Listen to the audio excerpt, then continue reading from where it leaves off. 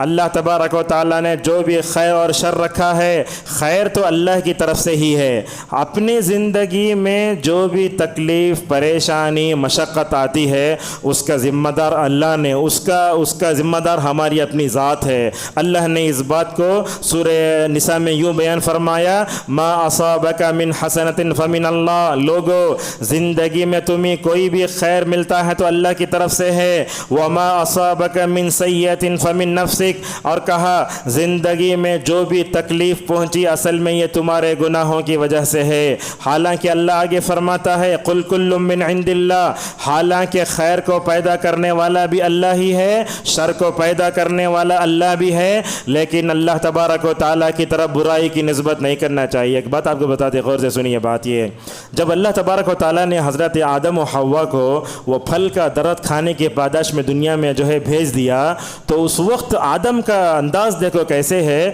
ربنا ظلمنا انفسنا وان لم تغفر لنا وترحمنا لنکونن من الخاسرین کہہ کر ماشاءاللہ توبہ کر لی۔ لیکن شیطان کو دیکھو کیسی بے ادبی کرتا ہے اللہ کے ساتھ، کہا رب بما اغویتنی، اے اللہ تو مجھے گمراہ کریا، سو نہیں ہونا چاہیے۔ یاد رکھو اللہ کی طرف کبھی برائی کی نسبت نہیں کرنا، ایسا نہیں بولنا کہیں کو اللہ یہ مہینہ پیدا کریا کہ بعض لوگ ہوتے ہیں کہ کبھی کبھی ہمارے گھروں میں چھوٹے چھوٹے بچے مر جاتے تو ماں کیا بولتی معلوم، اللہ کہیں کو چھوٹی جان کو لے لیا، اس کی جگہ مجھے لے لینا تھا۔ یاد رکھیے یہ سب تقدیر کے خلاف باتیں ہیں، ایک مومن تقدیر کے خلاف بات نہیں کرتا، اللہ کی طرف برائی کی نسبت نہیں کرنا۔ کبھی آپ بولتے ہیں کیا اے اللہ تو خنزیر کو پیدا کرا، بولتے نہیں بولتے ایسا؟ اسی لیے حضرت ابراہیم کو دیکھو پیدا ہونے پر بیماری آئی تو کیا بولے، اے اللہ تو بیماری نہیں دیا، تو بیماری دیا نہیں بولے، کہنے لگے وَإِذَا مَرِضْتُ، جب میں بیمار ہوتا ہوں تو اللہ مجھے شفا دیتا ہے۔